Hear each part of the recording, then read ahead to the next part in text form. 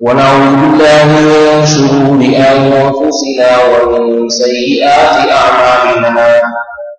یہ آواز کو آہستہ کریں.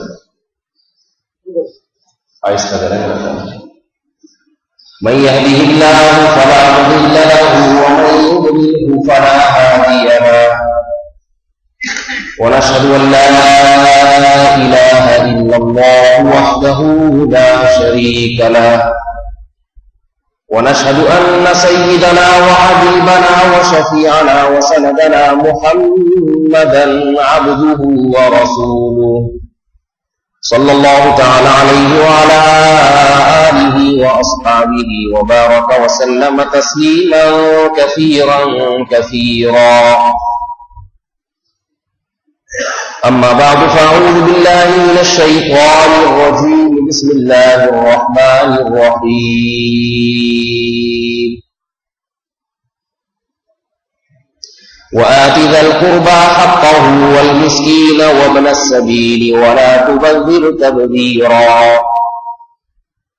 إن المبذرين كانوا إخوان الشيطان وكان الشيطان لربه كفورا.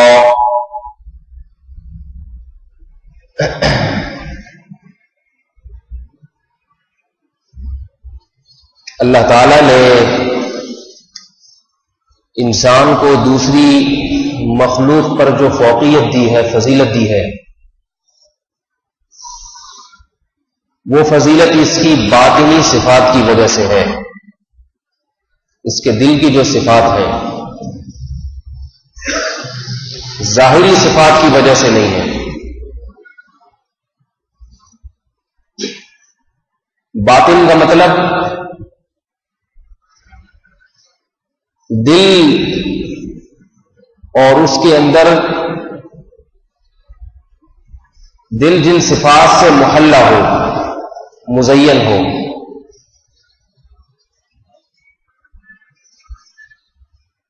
ان صفات میں ایک صفت جو اللہ کو اپنے بندوں میں بہت ہی پسند ہے، وہ صفت ہے شکر گزار ہونا. شکر گزار.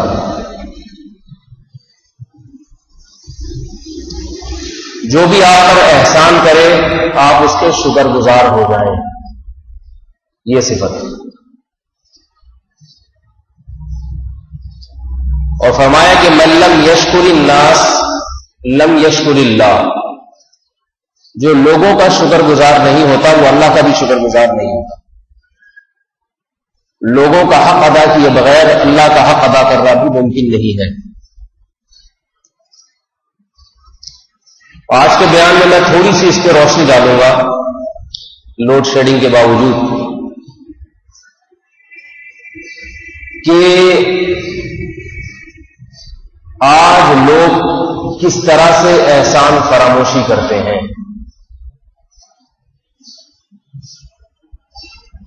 وہ کون سی گھٹیا صفات ہیں جو ہمارے اندر پیدا ہو چکی ہیں مگر ان کے ازالے کی ہمیں فکر نہیں ہے. دل شاکر نہیں ہے. کوئی آپ پر ساری زندگی احسانات کرتا رہے، اس کی ایک غلطی کو اس کو معاف نہیں کیا جاتا.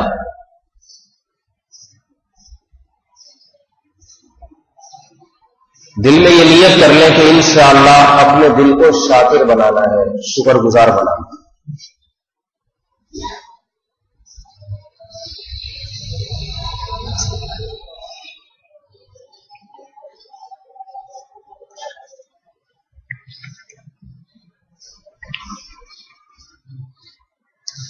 شکر کا مطلب کیا ہے؟ آسان لفظوں میں شکر کہتے ہیں کوئی آپ پر احسان کرے تو آپ احسان فراموشی نہ کریں. دیکھیے احسان کرے تو آپ بھی احسان کریں، یہ تو بدلہ ہو گیا، یہ تو اچھی صفت ہو گئی، اعلیٰ ایک مقام ہے، اعلیٰ درجے کا. اور ایک یہ ہے کہ کوئی آپ پر احسان کرے تو کم از کم اپنے قول سے، اپنے عمل سے یہ بتائیں کہ میں اسے اپنا محسن مانتا ہوں. یہ بڑا مسئلہ ہے ہمارے معاشرے میں مطلب پورا ہونے کے بعد، کام نکلنے کے بعد ٹھینگا دکھا دینا، یہ ہمارے معاشرے کا فیشن بن چکا ہے۔ احسان کا بدلہ احسان، یہ قرآن سے بھی ثابت ہے، احادیث صحیحہ سے بھی ثابت ہے، اسلاف کے اعمال سے بھی ثابت ہے، واقعات سے بھی ثابت ہے، اور عقل اور فطرت کا تقاضا بھی ہے۔ کوئی آپ پر احسان کرے تو آپ اس کے احسان کا بدلہ چکائیں، بدلہ نہیں چکا سکتے تو اپنے قول و عمل سے یہ ثابت کریں کہ میں اسے اپنا محسن مانتا ہوں۔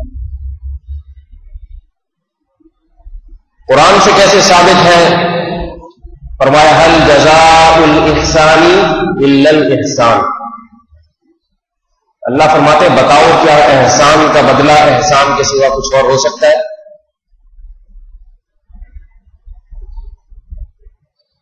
اللہ بھی احسان کا بدلہ دیتے ہیں۔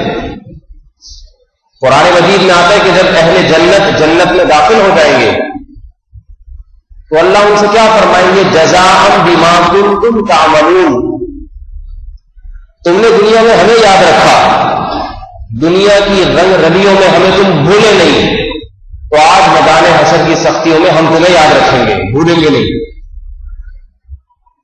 اللہ بھی یاد رکھتے ہیں۔ کون تھا جس نے میری خاطر نظر کو جھکایا؟ کون تھا جس نے میری خاطر شراب کو چھوڑا؟ کون تھا جس نے میری خاطر نمازوں کو قائم کیا؟ یہ جو اعمال ہیں اللہ کی خاطر قربانیاں ہیں، ان قربانیوں کو اللہ بھی یاد رکھتے ہیں اور ضائع نہیں کریں گے۔ قرآن مجید میں آتا ہے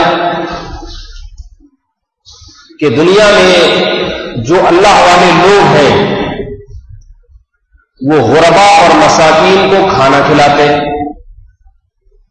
ان کی حاجت پوری کرتے ہیں، اور کیا کہتے ہیں؟ انما نطعمکم لوجہ اللہ، دیکھو ہم تمہیں، ایک تو ہوتا ہے نا کمپنی اپنی مشہوری کے لیے لوگوں کو چیزیں بانٹتی ہے، وہ کمپنی نئی چیز مصنوعات مارکیٹ میں لاتی ہے تو کچھ دن مفت بانٹتی ہے تاکہ کمپنی کی شہرت ہو جائے۔ بعض دفعہ لوگ نیا ہوٹل کھولتے ہیں، 24 گھنٹے کھانا فری ہے یا بہت کم قیمت پہ ہے۔ یہ کیوں کھلایا جا رہا ہے؟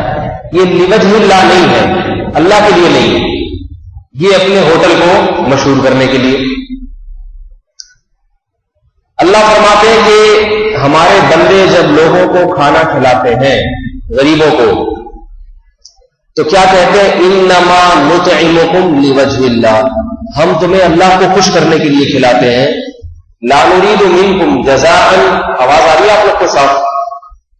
میرا خیال نہیں آ رہی ہے؟ تو کہتے ہیں انما نطعمکم لوجہ اللہ لا نريد منکم جزاء ولا شکورا، ہم تم سے دنیا میں اس کا بدلہ نہیں مانگتے، بدلہ نہیں مانگتے، اس لیے کہ تمہیں خوش کرنے کے لیے کھلا ہی نہیں رہے ہیں۔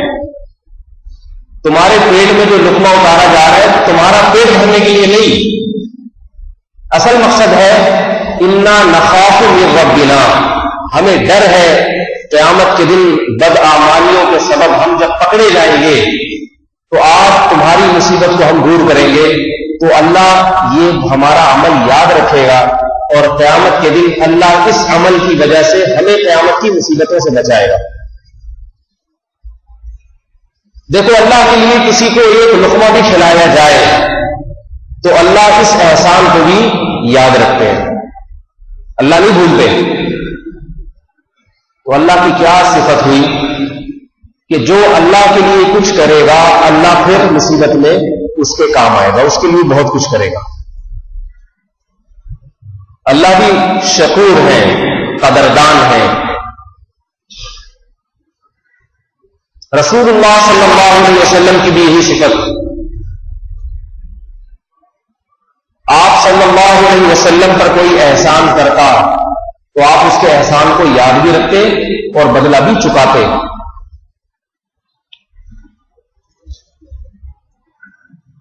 آپ صلی اللہ علیہ وسلم کو جب کوئی قرض دیتا، حدیث میں آتا ہے نبی علیہ السلام قرض کو واپس لوٹاتے اضافے کے ساتھ. یہ اضافہ سود نہیں ہوگا، اس لیے کہ معاہدہ نہیں ہے پہلے سے. سود اس اضافے کو کہتے ہیں کہ آپ قرضہ لیتے ہوئے شرط لگائیں یا قرضہ دینے والا شرط لگائے کہ واپسی میں اضافے کے ساتھ لوٹاؤ گے، یہ ہے سود. اگر ایسا معاہدہ نہیں ہے پھر اپنی طرف سے اضافہ آپ دیتے ہیں تو یہ احسان ہے کہ ایک آدمی نے آپ کی ضرورت پوری کی، اب جب آپ لوٹا رہے ہیں 1,00,000 کو قرضہ 5,000 گریوی خوش کرنے کے لیے. وہی آپ نے میری حاجت پوری کی تھی، اس وقت پیسے نہیں تھے، اب اللہ کا دیا میرے پاس بہت، اب میں آپ کو زیادہ لوٹاؤں. ہمارے یہاں وہ لاکھ ہی نہیں لوٹاتا ہے، 5,000 اضافی کہاں سے لوٹاؤں، اسی میں رلا دیتا ہے. جب مانگنے کے لیے آتا ہے قرضہ تو ایسا پیچھے پڑا رہتا ہے کہ چھوٹے چھوٹے بچے ہیں اور یوں ہے اور وہ ہے اور 15 دن میں دے دوں گا اور یہ ہے اور یوں ہے. جب دینے والے نے احسان کر دیا تو اب پی گئے. اب اگر آپ وقت مقرر پر اس کے گھر پہنچ جائیں، دروازہ کھٹکھٹائیں، بھائی آپ نے ₹1,00,000 لیے تھے، تو غصہ آتا ہے اس کو، غصہ آئے گا کہ کیا ہوا، کبھی زندگی میں پیسے دیکھے نہیں ہے جو اس طرح پیچھے پڑے گا. پھر اپنی حاجتیں بیان کرے گا، یہ دیکھو یہ ہو رہا ہے، وہ خرچے سارے پورے ہو رہے ہوں گے، نہیں نکل رہے تو یہی پیسے نہیں نکل رہے اس سے. اس لیے ہمارے حضرت فرمایا کرتے تھے کہ جو اس زمانے میں قرضہ دے دے کسی کو بہت بڑا احمق، اور جو لے کے واپس کر دے وہ اس سے بھی بڑا احمق. اس لیے کہ آپ لے کے اگر واپس نہ کریں تو دنیا کی کوئی طاقت آپ سے نکال نہیں سکتی یہ پیسے. پھر بھی آپ دے رہے ہیں تو بیوقوف ہی تو ہے. نہ دیتے تو کیا کر لیتا، بتاؤ، کچھ کر لیتا. عدالت میں جاتا، عدالت میں اگر چلا جائے تو اب $1,00,000 تو آپ نے اس کو قرضہ دیا تھا اور 10,00,000 آپ کے کیس میں خرچ ہو جائیں گے اور فیصلہ ہونے سے پہلے جج کا ٹرانسفر ہو جائے گا. اس لیے جو قرضہ دے وہ احمق اور جو لے کے واپس کر دے وہ اس سے بھی بڑا. یہ دنیا کے لحاظ سے بتا رہا ہوں، آخرت کے لحاظ سے تو قرضہ ادا کرنا پڑے گا. یہاں ادا نہیں کیا تو وہاں پھر کئی گنا بڑھا کے دینا پڑے گا. علماء نے لکھا ہے 1 درہم کے بدلے میں 700 نمازیں یہ دینی پڑیں گی چند روپوں کے بدلے میں. میں یہ کر رہا تھا کہ احسان کا بدلہ ادا کرنا، شکر گزار بننا، جس نے وقت آپ کو یاد رکھا تو اسے بھی یاد رکھنا، یہ اللہ کی بھی صفت ہے اور اللہ کے حبیب محمد صلی اللہ علیہ وسلم کی بھی صفت ہے. آپ علیہ السلام کو جب کوئی قرضہ دیتا تو واپسی میں اضافے کے ساتھ واپس کرتے اس کو. نبی علیہ الصلوۃ والسلام احسان کا بدلہ دیا کرتے تھے. آپ صلی اللہ علیہ وسلم کی رضائی بہن ایک مرتبہ تشریف لائی تو آپ علیہ السلام ان کے استقبال میں کھڑے ہوئے اپنی چادر بچھا دی. کیوں؟ اس لیے کہ یہ وہ لڑکی ہے جس کی ماں نے مجھے بچپن میں دودھ پلایا تھا. مائی حلیمہ، جس عورت نے مجھے بچپن میں دودھ پلایا، مجھے چھاتی سے لگایا، اس کی بیٹی کا بھی محمد صلی اللہ علیہ وسلم نے اکرام کیا ہے.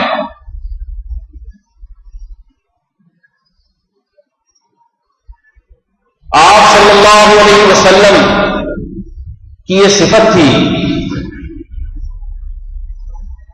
کہ احسان کا بدلہ بڑھا چڑھا کے دیا کرتے تھے اور اپنے اقربا اور رشتہ داروں کو یاد رکھا کرتے تھے. حدیث میں ہے رسول اللہ صلی اللہ علیہ وسلم جب ہجرت کر کے مکہ سے مدینہ تشریف لے گئے، ہجرت کر کے مکہ سے مدینہ تشریف لے گئے، صحیح مسلم کی غالباً حدیث ہے، تو ہر صحابی کی خواہش تھی کہ نبی علیہ السلام میرے گھر میں قیام کریں، یہ اکرام میرے نصیب میں آئے. یقیناً یہ بڑی حوصلہ افزائی کی بات ہوتی کہ اللہ کے نبی جس کے گھر میں قیام کرتے سید الانبیاء، ان صحابی کے لیے تو بہت ہی خوشی کا مقام ہوتا. ہر صحابی کی خواہش کہ آپ مدینہ میں میرے گھر میں قیام کریں. اللہ کے نبی نے یہاں بھی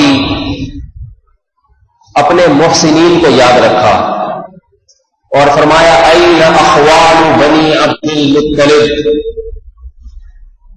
عبد المطلب اللہ کے نبی کے دادا تھے. فرمایا بنی عبد المطلب کا ننیال کہاں ہے؟ ننیال یعنی آپ علیہ السلام نے اپنے سسرالی رشتوں کو ترجیح دی تو وہاں قیام کروں گا میں، کیونکہ سسرال کا بھی احسان ہوتا ہے.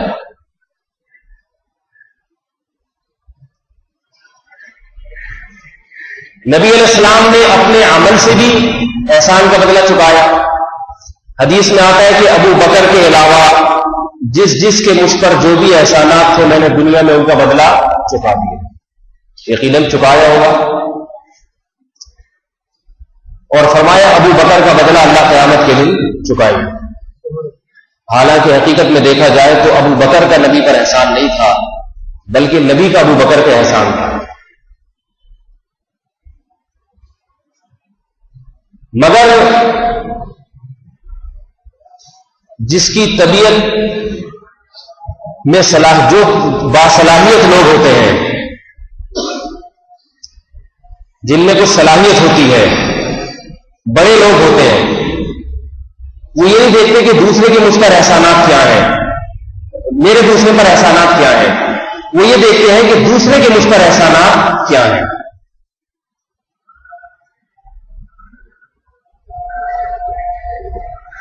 آپ صلی اللہ علیہ وسلم نے اپنے عمل سے بھی احسان کا بدلہ چکایا ہے اور اپنے قول سے بھی. ترغیب دی ہے. رسول اللہ صلی اللہ علیہ وسلم نے ارشاد فرمایا ان احق الذی اکرم به الرجل ابنته او اخته. فرمایا سب سے زیادہ لائق احترام وہ شخص ہے جس نے اپنی بیٹی یا بہن تمہیں نکاح میں دی ہو.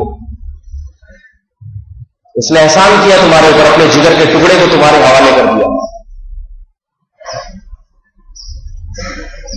لہذا داماد پر واجب ہے کہ اپنے ساس اور سسر کا احترام کرے، اپنی بیوی کے بھائیوں کا، بولو بھائی، احترام کرے. الٹا معاملہ ہو رہا ہے. سسر اور ساس داماد سے ڈرتے رہتے ہیں بیچارے،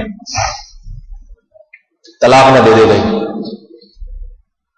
دبے رہتے ہیں. گھر میں آ جائے داماد تو یہ ڈر لگا رہتا ہے ساس سسر کو کہیں محترم کے اکرام میں تھوڑی سی کمی ہو گئی تو باتیں بنائے گا، مجھے پوچھا نہیں، مجھے یہ نہیں کیا، میں تمہارے گھر آتا ہوں مجھے پوچھتے نہیں.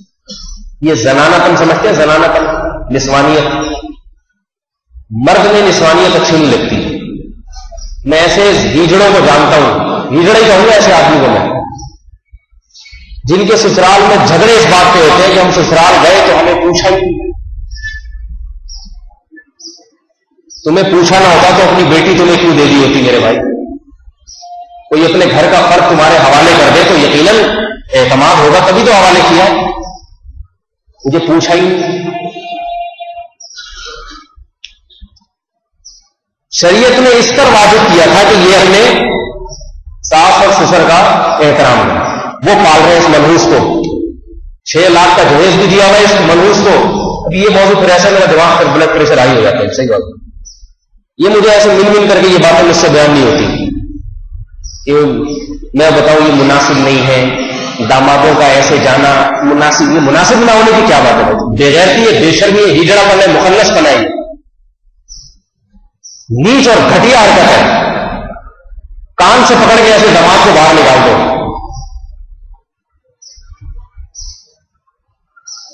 اس پر واجب ہے کہ اپنے ساس اور سسر کا احترام کرے، اکرام کرے ان کا، اور اپنے برادر نسبتی، جس کو آج کل کے عرف میں سالہ کہا جاتا ہے، یہ لفظ بھی ہمارے یہاں ہندوستان سے آیا ہے. ان کے یہاں سالہ ایک گالی ہے اور وہ ہندوؤں کو سوٹ بھی کرتی ہے. ہندو ہوتے بھی ایسے ہی ہیں، گندے پلیت. مسلمان تو ایسا نہیں ہوتا. مسلمان کو تو نبی علیہ السلام کی نصیحت ہے کہ سب سے زیادہ لائق احترام کون ہے؟ جس کی بہن تمہارے نکاح میں ہے. اس لیے اس رشتے کو سالہ نہ کہا کریں، برادر نسبتی کہہ دیا کریں، برادر اللہ کہہ دیا کریں، کچھ بھی کہہ دیا کریں. لائق احترام رشتہ. اور معاملہ آج کل الٹا ہو رہا ہے، سالے بہنوئیوں سے دب کے رہ رہے ہیں، سالے کہیں گے. جب ایسا کریں گے تو پھر ان کے سالے ہی بولیں گے. سالوں کو شرم نہیں آتی. ہونا یہ چاہیے تھا کہ یہ اس کا احترام کرتا اور وہ اس الٹا اس کا احترام کرتا. دبے رہتے ہر وقت. یہ ہندو معاشرے کی وہ گندی رسومات ہیں جو ہمارے معاشرے میں آئی ہوئی.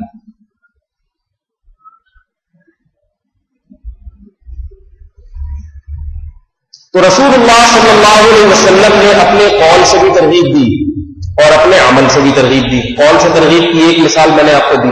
یہ مثال میں نے اس لیے کہ جو ہمارے معاشرے میں جو منطبق ہو رہی ہے نا مثالیں، ہمارے ہاں احسان کا بدلہ اسے کہتے ہیں کہ کسی نے آپ کو چائے پلا دی، آپ نے اسے چائے پلا دی. یہ کیا بات ہوئی بھائی؟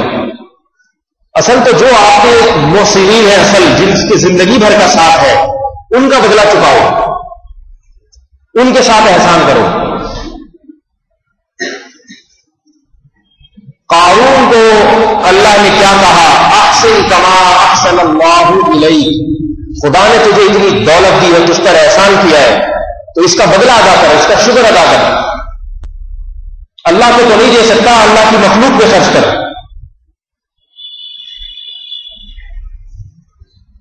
ہمارے اسلاف کا عمل بھی یہی تھا کہ وہ احسان کرنے والوں کو ہمیشہ یاد رکھا کرتے تھے، اور اسی وجہ سے اللہ نے ان کو نوازا تھا. احسان فراموش دنیا میں بھی کبھی پلٹ نہیں سکتا، یاد رکھیں. اس کے چہرے کا نور اللہ چھین لیتے ہیں جو احسان فراموش ہوتا ہے. اور جس نے جتنے بڑے احسانات کیے اس کا حق بھی اتنا ہی زیادہ اس کا حق. اب میں جلدی جلدی آپ کو ذرا بتاتا ہوں کون سب سے بڑے بڑے محسنین ہوتے ہیں. سب سے بڑا احسان کس کا ہوتا ہے؟ سب سے پہلے اور سب سے بڑا احسان تو اللہ کا اور اس کے بعد اللہ کے رسول کا ہے. اللہ کا احسان، اس کا شکر کیا ہے کہ جس چیز کو اللہ نے حرام قرار دے دیا اس چیز کے قریب نہ جائے انسان. اور اگر کبھی غلطی ہو جائے تو جب تک رو رو کے اللہ کو منا نہ لے اس کے دل کو چین اور سکون نہ ملے. جس رب نے اتنے احسانات کیے میں اس کی نافرمانی کیسے کروں؟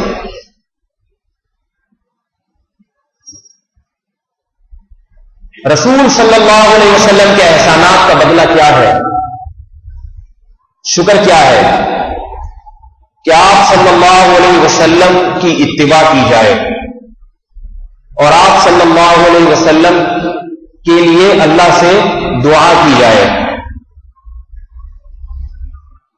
آپ سے دعائیں نہ مانگی جائیں، آپ کے لیے دعا کی جائے اللہ سے، جس کو درود شریف کہا جاتا ہے. درود شریف پڑھا جائے. اللہم صلی علی محمد، اے اللہ اپنی خصوصی رحمت محمد پر نازل فرما. اللہ اس کے رسول کے بعد سب سے بڑا احسان، سب سے بڑے محسنین دنیا میں کون ہے؟ یہ تو آپ لوگ جانتے ہوں گے، بتائیں نا جی. والدین. یہ شکر ہے بھی یہ مسئلہ معلوم ہے، ورنہ بھی جو نئی نسل آ رہی ہے اس سے جب پوچھا جائے گا نا کہ اللہ رسول کے بعد سب سے بڑے محسن کون ہے، تو کوئی قائد اعظم کا نام لے گا، کوئی لیاقت علی خان کا نام، کوئی صدر زرداری صاحب کا، کوئی کہے گا میری مس جو اسکول میں مجھے پڑھاتی ہے. اتنی بھی یہ بھی غنیمت ہے ہمارے معاشرے میں. انگریز سے پوچھے تو انگریز کو نہیں پتا ہوتا کہ والدین محسن. انگریز کہتا ہے گورنمنٹ، اوباما، وہ یہ کہیں گے. ہم سے پوچھا جائے ہم کیا کہتے ہیں کہ اللہ رسول کے بعد ہمارے سب سے بڑے محسن کون ہے؟ والدین. افسوس، انتہائی افسوس کہ دیندار گھرانوں کے ایسے واقعات سننے میں آ رہے ہیں والدین کے بارے میں کہ یقین نہیں ہوتا کہ ہم اپنی زندگی میں ایسے حالات اپنی آنکھوں سے کیسے دیکھ سکتے ہیں. ہمارا تو خیال تھا یہ شاید صدیوں بعد ہماری نسلوں میں ایسے حالات پیدا ہوں گے.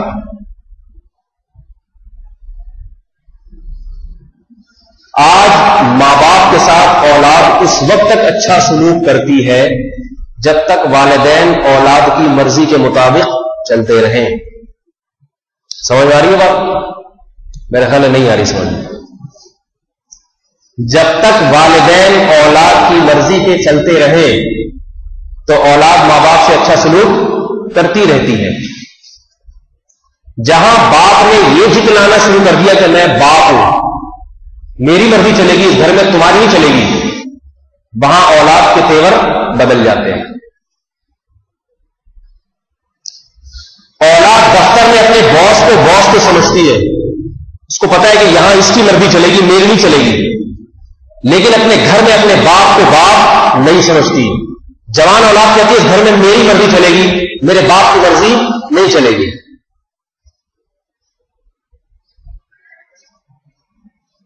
انتہائی بدبخت ہے وہ انسان، انتہائی بدبخت ہے جس نے اپنی زندگی میں بوڑھے ماں باپ کو پایا اور ان کی خدمت کر کے اپنے اوپر جنت کو واجب نہ کیا. ایسے مردود شخص محمد صلی اللہ علیہ وسلم نے لعنت فرمائی ہے.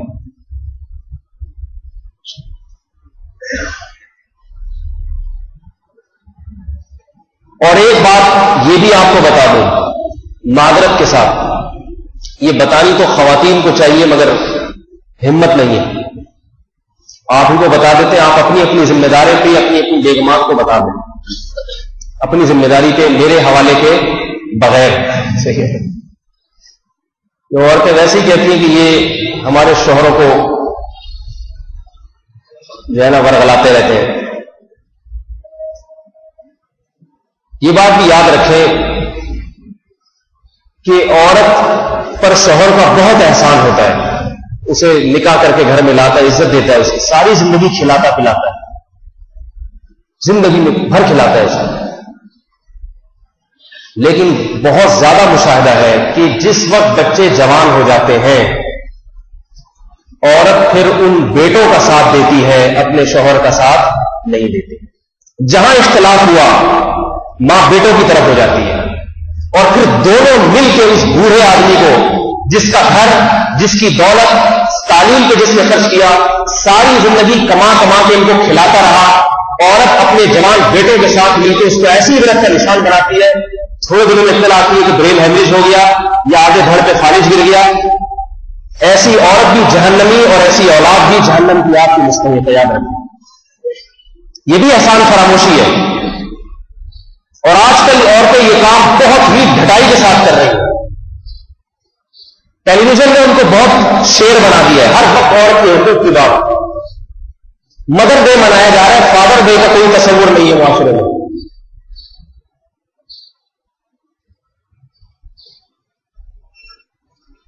یورپ سے آپ کو پتا نا مدر ڈے مناتے ہیں، ہمیں ان ڈے نہیں منانے کی میرے بھائی ضرورت نہیں ہے بالکل. ہمارے یہاں بھی مدر ڈے منانا شروع کر دیا. ڈے وہ مناتے ہیں جن کے ہاں ماں کے لیے کوئی دن متعین ہوتا ہے، جن کے ہاں روزانہ ماں کا حق ہے ان کے ہاں سال میں کوئی دن متعین نہیں ہے. زکات سال میں ایک دن ہوتی ہے، رمضان سال میں ایک مہینہ، لیکن نماز کوئی نماز کا ڈے ہے کہ آج ہم نمازیں پڑھیں گے؟ بتاؤ، روزانہ ہے نہیں ہے. تو شریعت نے والدین کا حق بھی روزانہ کے حساب سے رکھا ہے، سالانہ حساب سے نہیں رکھا.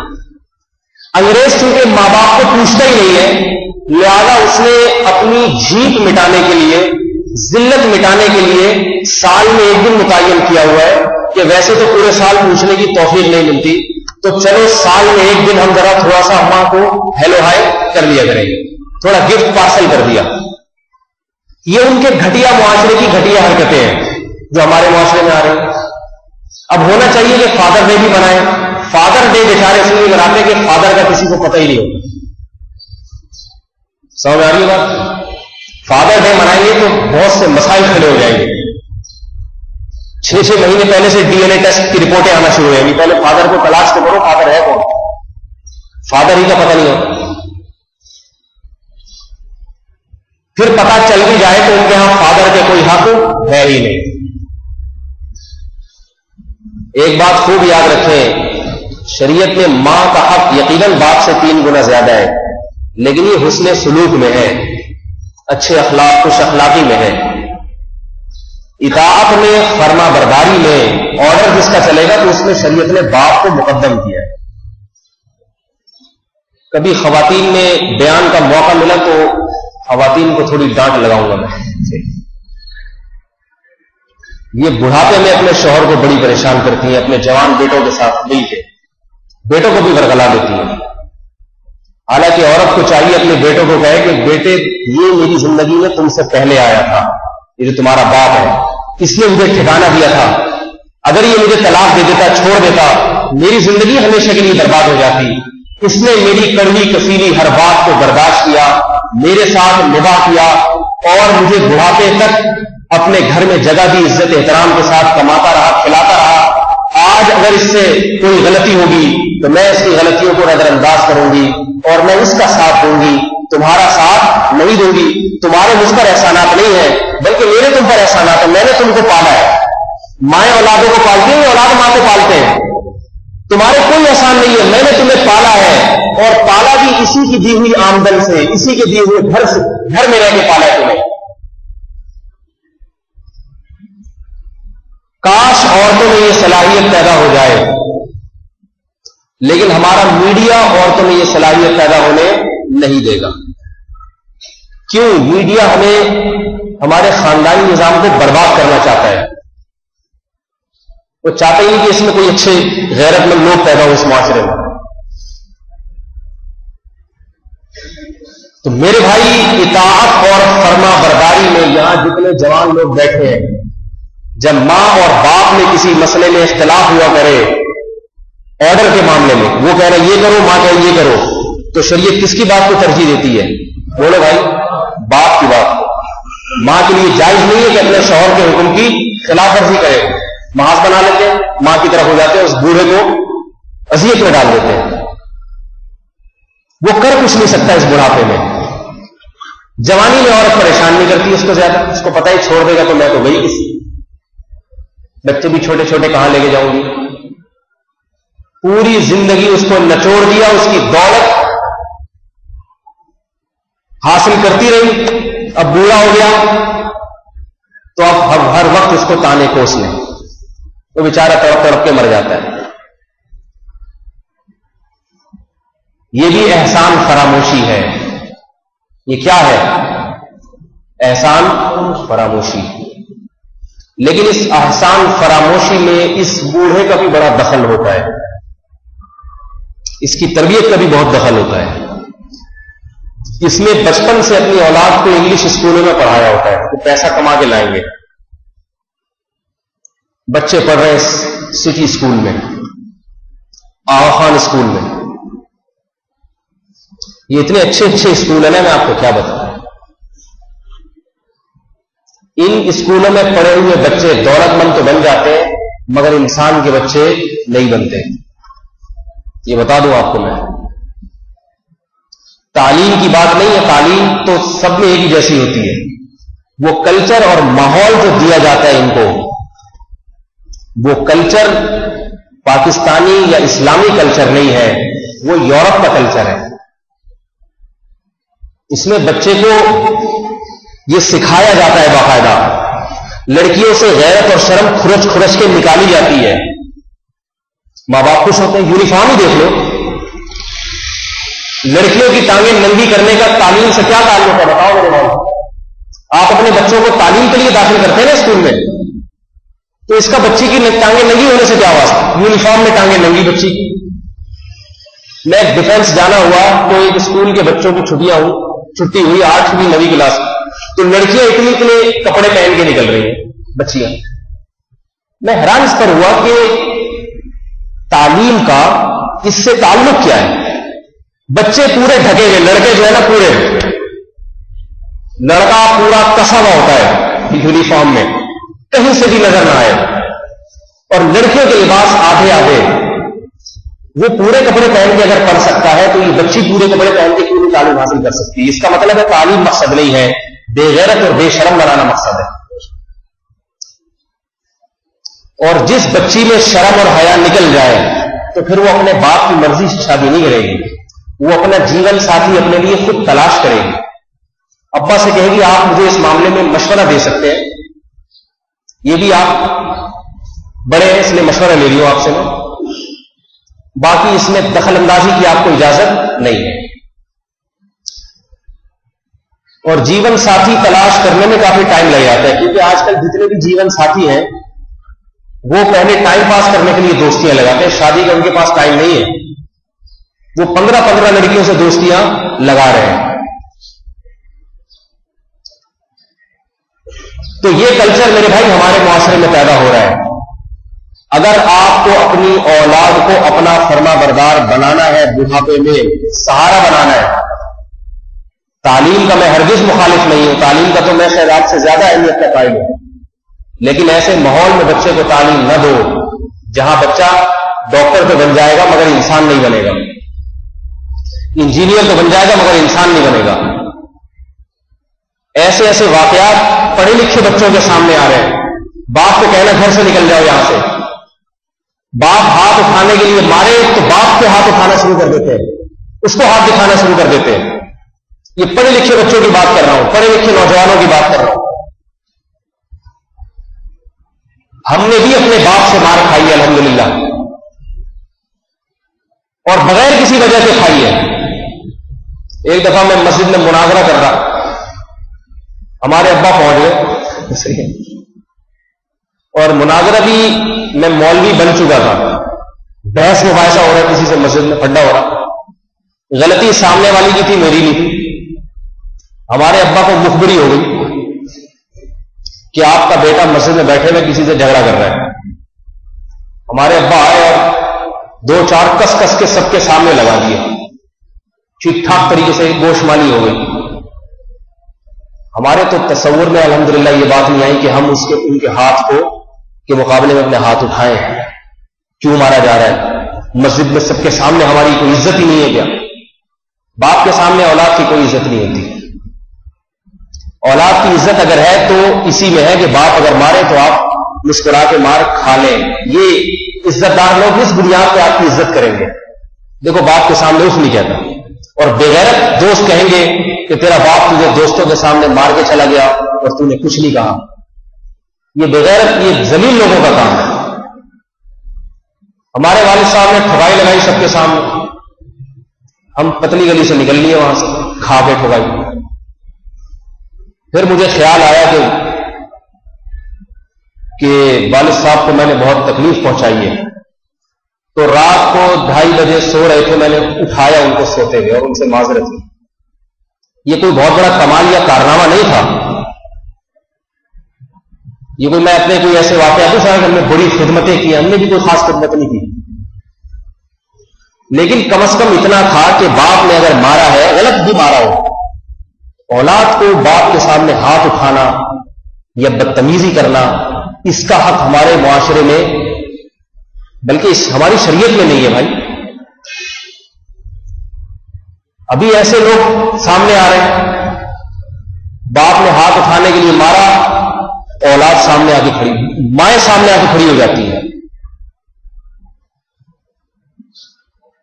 ہمارے ایک دوست، ان کے بڑے بھائی نے ایک دفعہ ٹھگائی کر دی ان کی ٹھیک ٹھاک طریقے سے کسی بات میں، وہ گئے اپنے استاذ کے پاس اور جا کے کہا کہ میرے بڑے بھائی نے مارا ہے، تو ان کے استاذ تھے عالم، انہوں نے کہا بڑے بھائی کو سال میں ایک دفعہ بغیر کسی وجہ کے مارنے کی اجازت، کیونکہ وہ بڑا ہے۔ سمجھ آ رہی ہے بات؟ وہ گئے شکایت لے کے اپنے استاذ کے پاس، مدرسے میں عالم کے پاس، کہ میں بتاؤں گا کہ غلطی کس کی تھی تاکہ آئندہ یہ حرکت نہ ہو۔ تو ان استاذ نے کیا کہا، وہ اللہ والے تھے، انہوں نے کہا روزانہ تو نہیں پٹتے نا، نہ روزانہ مارتے، انہوں نے کہا نہیں، سال میں ایک دفعہ، بلکہ کئی سال میں ایک دفعہ جا کے مارا۔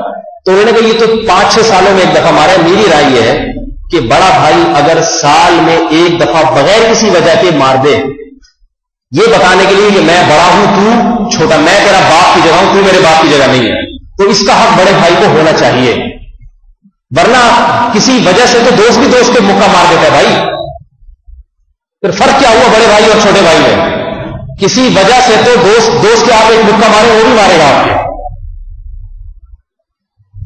اگر یہی کوئی اسکول کے ٹیچر ہوتے، دنیا دار، سب کی بات سب ایک جیسے نہیں ہوتے، اسکول میں بھی اچھے لوگ ہوتے ہیں، اپ ٹو ڈیٹ قسم کے ہوتے ہیں، اور پھر جا کے شکایت میں لائی جاتی بڑے بھائی نے یا باپ نے مارے، تو کہتے ہیں یہ انسانی حقوق کی کھلی خلاف ورزی ہے۔ آئیگا سمجھ یہ کیا ہے؟ انسانی حقوق کی کھلی خلاف ورزی، لہذا حقوق نسواں کی تنظیمیں تو ہے، پتہ نہیں حقوق مردہ کی بھی ہے یا نہیں، بہرحال حقوق مردہ کی تنظیموں کو بلایا جائے اور عدالت میں کیس چلایا جائے۔ کم وقت یہ نہیں بتائے گا کہ اس بڑے بھائی نے بھی تو زندگی بھر میں تجھ پر کچھ احسانات کیے ہوں گے، اگر آج ایک تھپڑ مار دیا تو کیا ہو گیا، ان احسانات کے مقابلے میں اس تھپڑ کی کیا حیثیت ہے؟ حضرت لقمان علیہ الصلوۃ والسلام جس باغ میں ملازمت کیا کرتے تھے، نوکری کیا کرتے تھے، اس باغ کا مالک ان کو پھل کھلایا کرتا تھا مفت، کہتے تھے یہ پھل آپ اس میں سے خود بھی جتنا چاہیں کھا لیا کریں۔ کھیرے اور ککڑیاں بھی تھیں تو کھیرے اور ککڑیاں بھی گرمی کے موسم میں کھلایا کرتا تھا۔ ایک دن انہوں نے ککڑی توڑی اور کھائی، تو آدھی جب بچ گئی تو باغ کے مالک نے کہا کہ آدھی بچی بھی مجھے دے دو، انہوں نے انکار کیا تو اس نے زبردستی لے لی، جب چکھ کے دیکھا تو انتہائی کڑوی، ککڑی یا کھیرا اگر کڑوا ہو تو حلق سے اترتا نہیں۔ تو اس باغ کے مالک نے حکیم لقمان سے پوچھا کہ اتنی کڑوی ککڑی تم نے کھائی کیسے؟ آپ ہی کھا لو اور تمہارا منہ نہیں بنا۔ تو انہوں نے کہا کہ بات یہ کہ ہمیشہ میں نے اس باغ سے آپ کے ہاتھ کے میٹھے کھیرے اور میٹھی ککڑیاں ہی کھائی ہیں، آج اگر ایک کڑوی آ گئی تو مجھے منہ بناتے ہوئے شرم ہے۔ سمجھ میں آ رہی ہے بھائی بات؟ مجھے اس بات سے حیا اور شرم آئی کہ جس مالک نے ہمیشہ میٹھا کھلایا ہو، آج اگر ایک کڑوا کھلایا تو ناشکری نہ کرو، بتائے بغیر نکل جاؤ، یہ نہیں کہو کہ کڑوی۔ باپ نے ساری زندگی کھلایا پلایا، اگر کسی دن نہیں کھلایا تو اولاد کو چاہیے بولے کہ آج میرا پیٹ بھرا ہوا ہے، مجھے بھوک ہی نہیں۔ اول تو ایسا کوئی بھی نہیں ہے جو ایک وقت کا بھی ناغہ کرے، آج کے دور میں کھلاتے ہی رہتے ہیں۔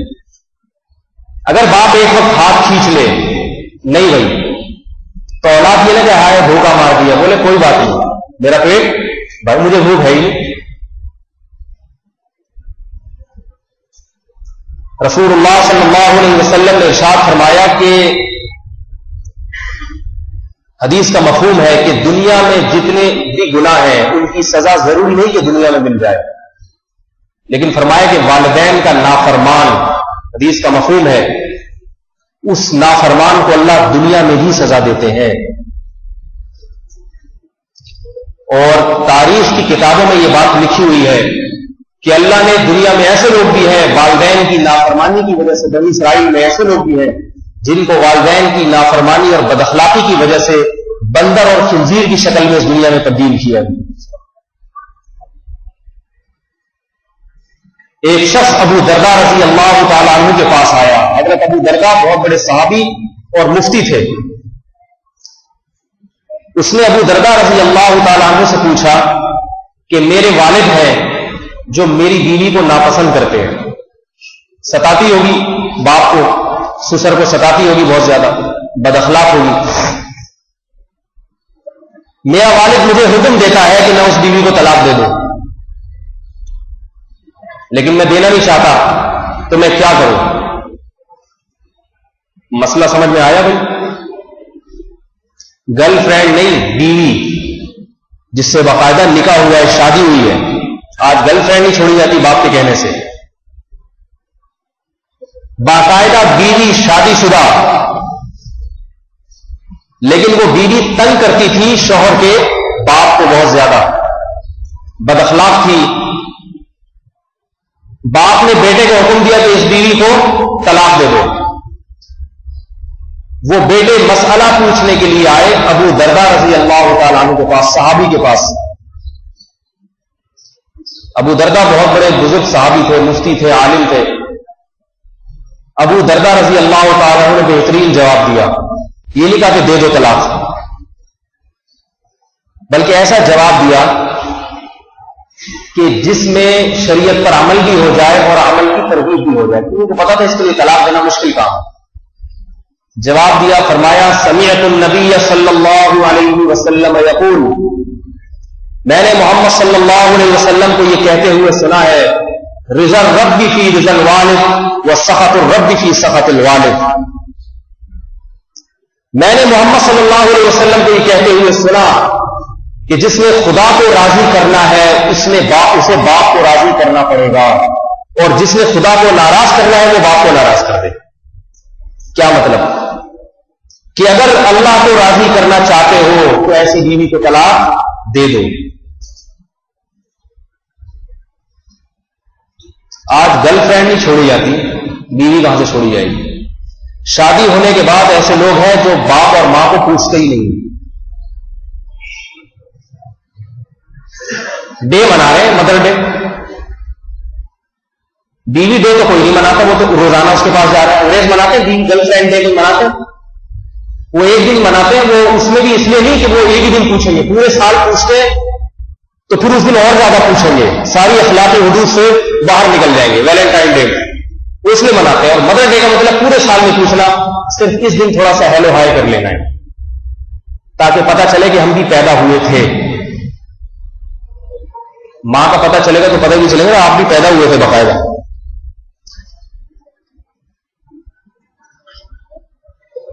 اتنا بڑا حق محمد صلی اللہ علیہ وسلم نے بتایا. آج کے نوجوان نکاح کرنے کے بعد اپنے والدین کو بھول جاتے ہیں. ایک ابھی واقعہ سامنے آیا، میاں بیوی میں جھگڑا ہوا، علیحدگی ہو گئی. جھگڑا ہوا اور علیحدگی ہو گئی. 2 سال تک علیحدہ رہے، لڑائی جھگڑے چلتے رہے. پھر سلو اس بات پہ ہوئی، لڑکی والوں نے یہ شرط لگائی کہ ہم اپنی لڑکی اس شرط پہ دیں گے کہ لڑکا اس بہو کو اپنے باپ سے نہیں ملائے گا. ایک تو ہوتا ہے نا الگ رہنا، وہ تو ٹھیک ہے، ماں باپ سے علیحدہ رکھا ہوا ہے. اس زمانے میں یہی مشورہ دیتا ہوں، والدین سے علیحدہ ہی رکھنا چاہیے، ورنہ جھگڑے ایسے ہوتے ہیں کہ اللہ کی پناہ. اگر کوئی الگ رکھ سکتا ہے تو بیوی کو والدین سے الگ گھر لے کے دینا چاہیے، پھر ملنا ملانا رکھے، وہ سیٹنگ رہتی. ایک گھر میں رہیں گے تو بس اللہ کی پناہ، یہی پتہ چلتا غلطی کس کی ہے. تو اچھا یہ بھی ایک بات بتا دوں کہ اصل حکم تو شریعت میں یہی ہے کہ باپ اگر اپنی اولاد کو حکم دے کہ بیوی کو طلاق دے دو تو اولاد پر واجب ہے کہ بیوی کو طلاق دے دو. لیکن علماء نے لکھا ہے کہ اس زمانے کے جو باپ ہیں ان کا بھی کوئی بھروسہ نہیں ہوتا. اس لیے اگر ابا ایسا مشورہ دے تو پہلے کسی مولوی صاحب سے پوچھ لے جا کے میرے ابا مجھے کہہ رہے ہیں کہ بیوی کو طلاق دے دوں تو میں دے دوں یا نہیں دوں. تو وہ مولوی صاحب مفتی صاحب پوری حالات، کوئی اللہ والے بزرگ ہوں ان کے پاس پورے حالات رکھے، پھر وہ فیصلہ کریں گے کہ واقعی غلطی کس کی ہے. بعض دفعہ غلطی بھی بیوی کی ہوتی نہیں، ابا کو ویسی خام میں کوئی پرابلم ہوتی ہے. وہ اپنی بیگم سے پریشان ہوئے ہوتے ہیں زندگی بھر، تو وہ مسئلہ ہوتا ہے. یعنی اتنی جلدی یہ فیصلہ طلاق ایک بہت اہم چیز، مشکل معاملہ ہے، اس کے نقصانات بہت ہوتے ہیں. تو آج کل، اور یہی حق ماں کا بھی ہے، ماں بھی اگر حکم دے کہ طلاق دے دو تو اولاد پر واجب ہے کہ بیوی کو طلاق دے دے. لیکن علماء نے لکھا ہے کہ اس زمانے کی مائیں اور اس زمانے کی ماؤں میں تھوڑا سا فرق ہے. اس زمانے کی ماں اگر کہہ رہی ہے کہ طلاق دے دیں تو فوراً نہ دیں، کسی سے آ کے مشورہ کر لیں، کیونکہ بسا اوقات بیوی بالکل معصوم ہوتی ہے، کوئی غلطی نہیں ہوتی. ماؤں نے پورا کھلاڑا بنایا ہوا ہوتا ہے. ماؤں کو یہ پسند ہی نہیں آئی ہوتا کہ یہ بات اس کی ہوئی کیوں شادی میرے بیٹے کی، اس کی پیسے وہاں کیوں جا رہے ہیں. تو بڑے مسائل ہوتے ہیں. اس لیے آج کل جو ہے وہ الگ رکھے آدمی ماں باپ سے اگر گنجائش ہے، اور اماں ابا سے ملاتا رہے، روز ملانا کا سلسلہ رہے. تو میں یہ بتا رہا تھا علیحدگی ہو گئی، اور سنو کس بات پہ ہوئی کہ لڑکا اس بیوی کو اپنے ماں باپ سے کبھی بھی نہیں ملائے گا، اپنے بچوں کو بھی اپنے ماں باپ سے کبھی بھی نہیں ملائے گا، اور خود بھی مہینے میں صرف ایک دفعہ ماں باپ سے ملنے کی لڑکے کو اجازت ہے. اپنے ماں باپ سے خود بھی کوئی تعلق نہیں رکھے گا. لڑکے نے کہا کہ مجھے اپنی بیوی سے اتنی محبت ہے کہ میں تمام شرطیں برداشت کرنے کے لیے تیار ہوں. یہ بے شرمی کی بہت ہی اعلیٰ ترین مثالیں ہیں جو ہمارے معاشرے کی نئی جنریشن میں آپ کو نظر آئیں گی. آئی بات سمجھ؟ کتنی بھی محبت ہو میرے بھائی، کتنی بھی حور ہو، کتنی بھی حسن کی جو ہے نا وہ مالا ہو، باپ اور ماں سے بڑھ کر تو نہیں. سے بولو بھائی وہ شادی ہوگی ٹھیک ہے، گھر الگ لے کے دوں گا، اپنے ماں باپ سے بھی ملاؤں گا، اور جب ضرورت پڑے گی میرے باپ اور میری ماں کی خدمت بھی کرے گی. آئی بات سمجھ میں؟ نہیں کرے گی بھاڑ میں جائے. ویسے بھی آج کل لڑکیاں مارکیٹ میں شارٹ نہیں ہیں، بہت ہیں. تو یہ غیرت، یہ جو نوجوان نسل یہاں بیٹھی، یہ غیرت پیدا کرو اپنے اندر. عورت کی خاطر کبھی اپنے والدین کو ناراض نہ کرو، ان کے احسانات زیادہ ہیں. بیوی کے تم پر نہیں، تمہارے بیوی پر احسانات ہیں. اس کو یہ نہیں پتا ہوتا، اس مطلب اس کے مجھ پر بہت بڑے بڑے احسانات ہیں میری بیگم صاحبہ. ٹھیک ہے ہوں گے، لیکن آپ کے اس پر اس سے بھی زیادہ ہیں. عورت کے ساتھ حسن سلوک کا حکم ہے بیوی کے ساتھ شریعت میں. حسن سلوک کسے کہتے ہیں؟ اس کے ضروری خرچے پورے کریں آپ. وہ اگر آپ کی خدمت میں کوتاہی کرتی ہے نظر انداز کریں، اس کے ساتھ گھر کے کام کاج میں ہاتھ بٹایا کریں، یہ حسن سلوک ہے. لیکن اسے اپنا باپ بنا کے گھر میں رکھ لیں اور آئندہ ساری پالیسیاں وہ کرے گی اور آپ کے ماں باپ بھی اس سے پوچھ کے آپ کے گھر میں آئیں گے، یہ حسن سلوک نہیں ہے، یہ بےغیرتی اور بے شرمی ہے.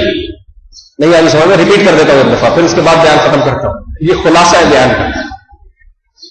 دیکھو ہماری شریعت نے حکم دیا کہ عاشروہن بالمعروف. قرآن کہہ رہے ہیں ان عورتوں سے اچھا سلوک کرو، بہت اچھا سلوک کرو. اس اچھے سلوک کی حدیث میں تفصیل ہے.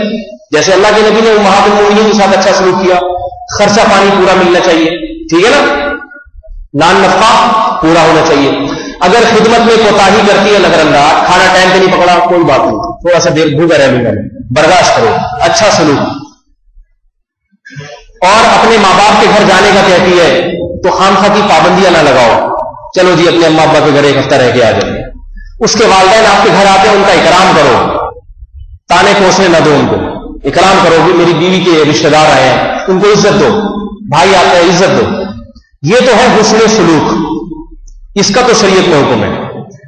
لیکن کتنا پیسہ آپ نے اپنی بہنوں پہ خرچ کرنا ہے، کتنا اپنے بھائیوں پہ خرچ کرنا ہے، کتنا اپنے والدین پہ خرچ کرنا ہے، یہ بیگم سے پوچھ کے نہیں کریں گے آپ.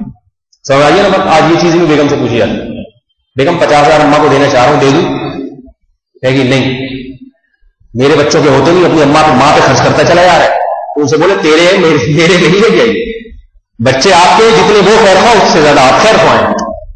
بولے یہ بچوں پہ میری مرضی سے خرچ ہوگا، اپنی بہنوں پہ بھی خرچ کریں، اپنے والدین پہ بھی خرچ کریں، اور فی سبیل اللہ بھی خرچ کریں، فقیروں غریبوں پہ بھی خرچ کریں. ان معاملات میں عورت کو دخل دینے کی اجازت نہیں ہے.